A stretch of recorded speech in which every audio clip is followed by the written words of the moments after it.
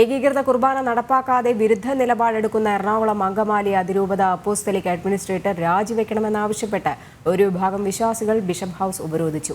നൂറുകണക്കിന് വിശ്വാസികളാണ് അതിരൂപത ആസ്ഥാനത്ത് ഉപരോധത്തിൽ പങ്കെടുത്തത്.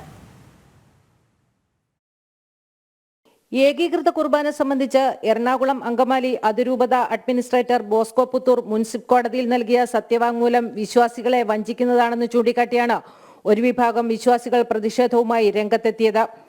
ഏകീകൃത കുർബാന നടപ്പാക്കാനുള്ള സിനഡ് നിർദ്ദേശത്തെ തള്ളുന്ന നിലപാടെടുത്ത ബോസ്കോ പുത്തൂർ തൽസ്ഥാനം രാജിവെക്കണമെന്നും സമരക്കാർ ആവശ്യപ്പെട്ടു. ബിഷപ്പ് ഹൌസിൽ ബോസ്കോ പുത്തൂരിനെ ഉപരോധിച്ചുകൊണ്ടാണ് സമരം നടത്തിയത്. മാതാനഗർ പള്ളിയുടെയും പാലാരിവട്ടം പള്ളിയുടെയും കേസിൽ എതിർ ശക്തി വാങ്ങുവാനാണ് പുള്ളി കൊടുത്തിരിക്കുന്നത്.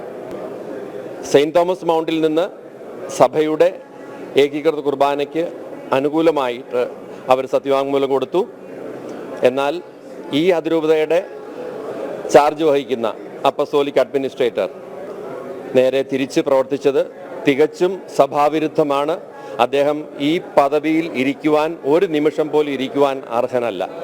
എത്രയും വേഗം അദ്ദേഹം രാജിവെച്ച് പുറത്തു പോകണം. തങ്ങൾക്ക് ഏകീകൃത ബലിയർപ്പണം നടത്തിത്തരണമെന്ന ആവശ്യമായി നീതിന്യായ കോടതിയെ സമീപിച്ചിരിക്കുന്നു. അതിനെ ചോദ്യം ചെയ്തുകൊണ്ട് ഈ പുത്തൂർ പിതാവ് സമർപ്പിച്ചിരിക്കുന്ന എതിർ സത്യവാങ്മൂലം രാജ്യ ഭരണഘടനയെ വെല്ലുവിളിക്കുന്നതിന് തുല്യമാണെന്നാണ് ഞങ്ങൾ മനസ്സിലാക്കുക.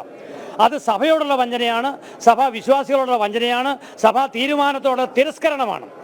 ഈ ഒളിവ് അവസാനിപ്പിക്കണം. ഇതാണ് ഞങ്ങളുടെ അവകാശം.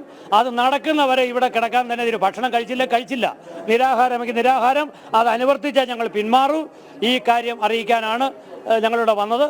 ഏകീകൃത കുർബാനയുമായി ബന്ധപ്പെട്ട് പാലാരിവട്ടം സെന്റ് മേരീസ് ഫൊറോന പള്ളി, മാർട്ടിൻ ഡീപോറസ് പള്ളി എന്നിവർ കക്ഷികളായി നിലനിൽക്കുന്ന ഹർജിയിലാണ് ബോസ്കോ പുത്തൂർ എതിരായി സത്യവാങ്മൂലം നൽകിയത്.